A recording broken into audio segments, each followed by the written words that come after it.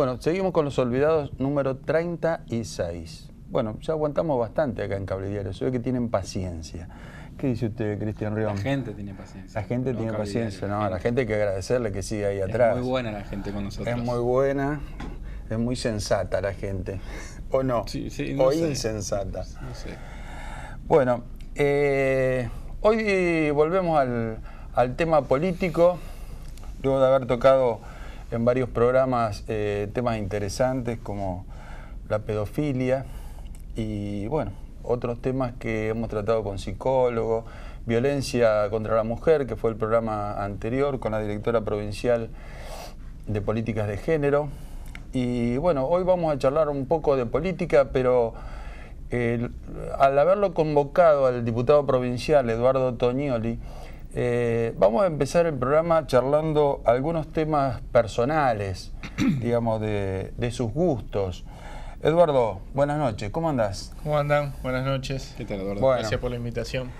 Eduardo, vos sos uno de los más importantes dirigentes del kirchnerismo en la provincia, con tu juventud, y bueno, esta es una opinión nuestra, digamos, no quiero que te hagas cargo vos.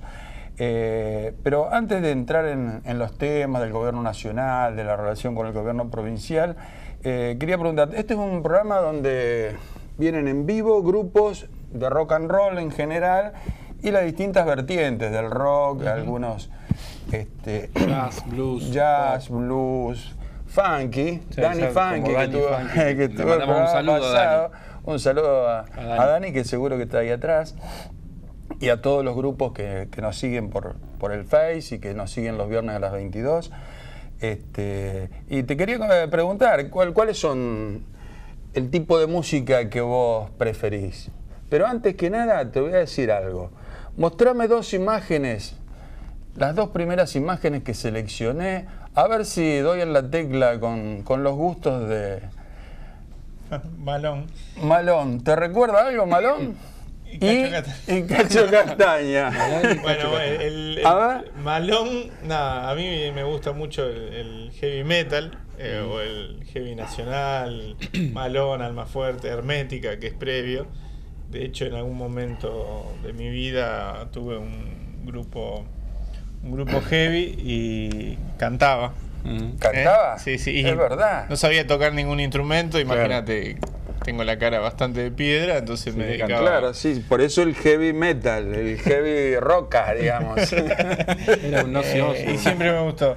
Y lo de Cacho Castaña, he ido a algunos recitales con amigos, pero me divierte, qué sé yo. Resulta simpático. Me resulta simpático, no sus opiniones políticas, que en general han sido... Y en Almafuerte tampoco, las opiniones políticas de Iorio. Sí, es un poco inimputable. Es como... Yo siempre lo comparo... Es como Pedro González, decís vos. No, yo siempre lo tiene otra responsabilidad. Pero lo comparo con Charly García, porque hay muchos que le gusta Charly García y lo excusan de cualquier cosa. Y claro. Entonces cuando dicen, pero Iorio... Bueno, a vos te gusta Charly García y dice barbaridades. Claro, muchas veces ha dicho barbaridades. Y sin embargo... Sí, o Maradona en otro aspecto. En otro aspecto. Sí, pero es cierto, el ídolo... Me parece que tampoco hay que poner todo o en un cantante o en un deportista cierto. Y ponerle toda la expectativa que te va... Con nadie comparte uno absolutamente todo. Claro. Pero sí me gusta, yo creo que, por ejemplo, hablando de Iorio en particular, es un gran creador dentro de la música nacional y ha creado... grupos como B8, como Hermética, como Almafuerte, que son grupos que más allá que a uno no le puede gustar el estilo, a mucha gente no le gusta porque no es para todo el mundo, quizá el rock pesado, el heavy metal, es un tipo muy creativo, muy creativo y que ha sabido llevar adelante bandas que en realidad de un rubro que en la Argentina nunca tuvo demasiado peso como en otros lugares, como no sé, en Inglaterra, por ejemplo, el mismo Estados Unidos, o quizás hasta en otros países de habla hispana, bueno. Sí, salvo una época de Riff, pero digamos, tampoco fue masivo. Y Riff tampoco... Fue un poco más popular. Claro, un poco más popular, puede ser. En algún momento Hermética, justo antes de separarse, fue una banda muy popular, ¿no? Aquí tampoco, digamos que el rock heavy es demasiado popular. Hay determinados grupos, digamos. Trajimos últimamente, en los últimos 2 meses, 2 bandas y realmente estaba muy agradecido porque dice que no les dan demasiado lugar. Trajimos a RH, que es rock heavy o recreo heavy, porque los fundadores son de recreo. Una banda muy buena, y hace 2 programas vino La Orden de Fauno, que es uno de los mejores grupos de heavy que hay acá. Y realmente las 2 bandas sonaban muy bien, realmente, ¿no? Yo no soy no priorizo, digamos, el heavy en la música, pero realmente fueron muy buenas, ¿viste? Sí, muy buenas. Que sonaban, aparte el sonido del turco de Cavernaudio le da un volumen impresionante. Yo a lo último, a La Orden de Fauno, que realmente tiene más trayectoria, digamos, nacional, les dije que, bueno, va a quedar en la historia, digamos, los 3 temas que tocaron acá, porque sonaba, se movía todo el estudio de Cable Diario. Sí, eso, siempre decimos lo mismo. ¿Y en Rosario qué grupo te gustan, Eduardo? No, yo la verdad que no digo, dicho lo que dije antes del heavy nacional, después he escuchado y sigo escuchando música de todo tipo. En Rosario hay muchas bandas. Hoy quizás, capaz que si lo ve alguno en Rosario y me mata, alguno de los que tiene alguna banda heavy, pero quizás hoy no hay un desarrollo de ese tipo de música, de esa escena muy grande o tan grande como en algún otro momento. Sí, hoy hay algunas bandas muy buenas, que inclusive han tenido algún tipo de repercusión nacional, como puede ser Cielo Raso. Quizás no es el estilo que más me guste, pero que es una muy buena banda. Es muy buena, sí. Farolitos. Farolitos de Rosario. Sí, Farolitos de Rosario, que nació como una banda con un perfil muy parecido, el mismo nombre lo dice, a Los Piojos, claro. Pero que en realidad tiene un estilo propio. Hay una escena musical muy importante, además de la histórica, ¿no? Pero que quizás no son los estilos que más me gusten, pero que uno reconoce que son buenas bandas, ¿no? Y también bandas, un tipo solista como Gonzalo Aloras, que ha tocado con Fito, con otro, que también tiene una carrera muy importante. Hablo de bandas que por ahí hacen un recorrido por afuera, por Buenos Aires, pero también tocan en Rosario, a eso claro. me refería, no exclusivamente bandas que por ahí son rosarinos que están tocando en Buenos Aires, ¿no? Que están muy enraizados en Coqui de Bernardi, Coqui, claro, Coqui es muy conocido. Claro, y por ahí tiene un peso determinado en Rosario, ¿no? ¿Y en literatura qué estás leyendo? Que no sea específicamente, no me va a decir Jaureche, no me va a decir José María Rosa, porque... Además, hay que leerlo, que hace bien leerlos. No, estuve mucho tiempo dedicado a terminar mi tesis de doctorado, entonces leía exclusivamente lo que tenía que ver con la tesis. La tesis sobre Gálvez. Sobre Manuel Gálvez, una tesis bastante extensa, como tiene que ser una tesis de doctorado, entonces, y también que me insumió muchísimas lecturas, tanto lectura de fuentes, de los autores que trabajé, que tenía que ver un poco, bueno, el doctorado que hice en ciencia política tenía que ver con el pensamiento político argentino de toda una época, Manuel Gálvez, Lugones, Ricardo Rojas, pero además literatura sobre eso, ¿no? Entonces como que ahí me desconectó de cualquier otra lectura. Y ahora leyendo algunos textos o ensayos, que es lo que más me interesa. Un ensayo de un amigo, Guillermo David, que es filósofo, que se llama El Indio Deseado, que es en realidad un poco la historia de la saga de los Namuncurá, ¿no es cierto? Desde los antepasados hasta Seferino Namuncurá y su relación compleja con la iglesia, ¿no es cierto? Y el rol que le asigna a la iglesia, Seferino. Una historia más que interesante sobre los mapuches, los tehuelches, distintas tribus del sur, fundamentalmente de nuestro país, ¿no es cierto?, en la etapa de la organización nacional.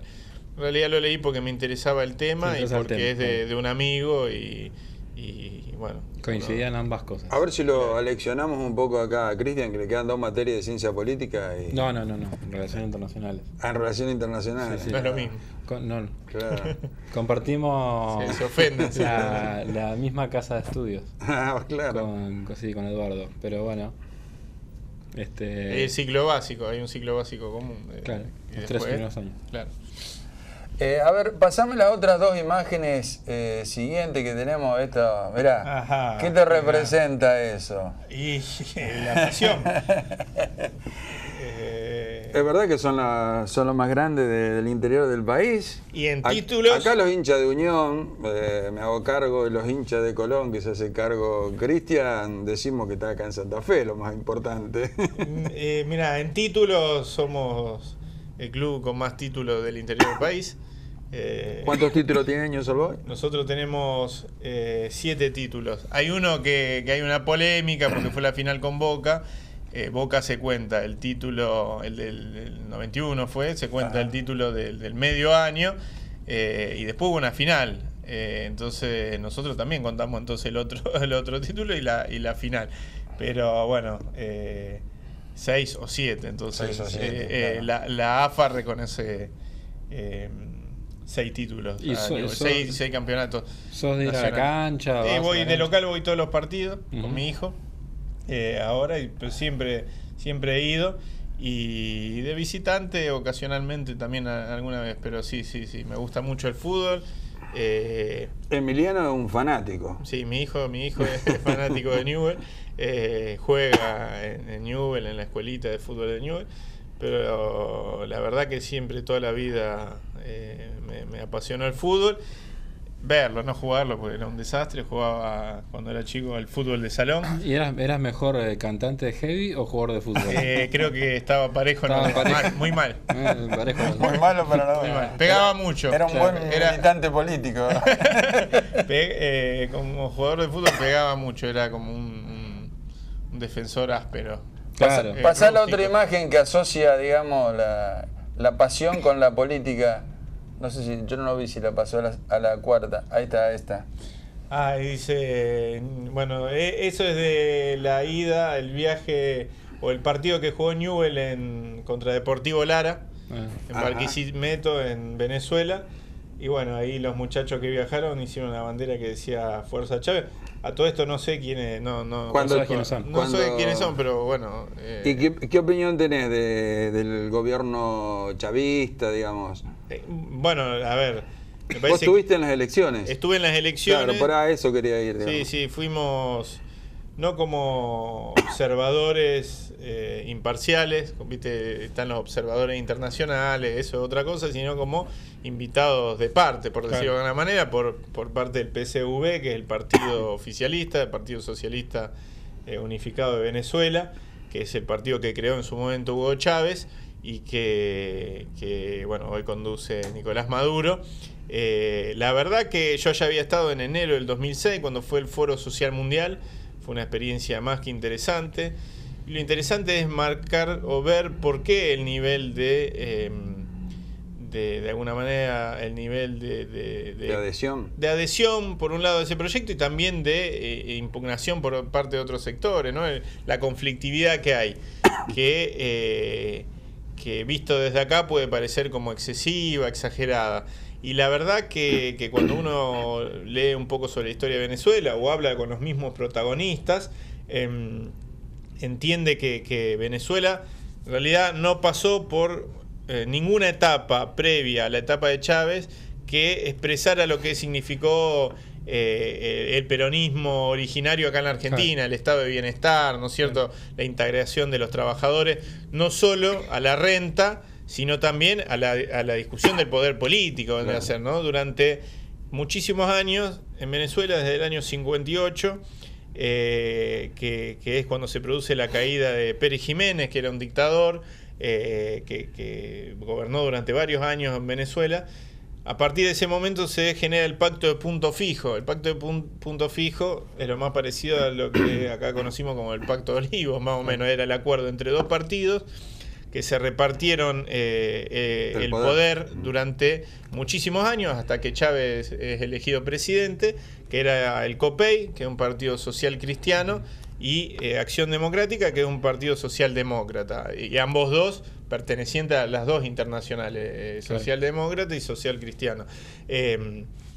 La figura más importante de Acción Democrática fue Carlos Andrés Pérez. Carlos Andrés Pérez, que fue el último. Exactamente. Esos dos partidos se fueron repartiendo el poder con una muy baja participación del pueblo en general en la política. De hecho, es el mismo sistema electoral donde el voto es optativo, coadyuvaba en ese sentido. Claro. Donde inclusive nos señalaba un muchacho con el que estuvimos en estas últimas elecciones, chavista, diríamos casi de un chavismo ciego, pero que él nos decía por qué esto era así. Fundamentalmente él decía, que nos señalaba que durante toda la etapa de lo que se llamaba la Cuarta República, que es la etapa esa a la que hago referencia, conseguir una cédula de identidad era casi imposible. Él nunca había tenido cédula de identidad.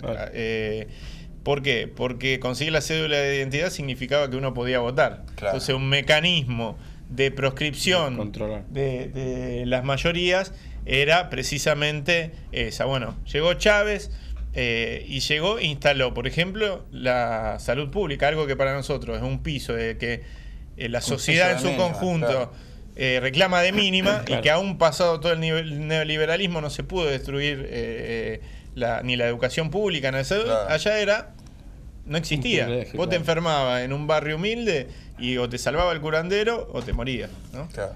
Bueno, vamos a pasar a un corte y seguimos dialogando, más entrando en la política nacional y provincial. Seguimos con más Los Olvidados.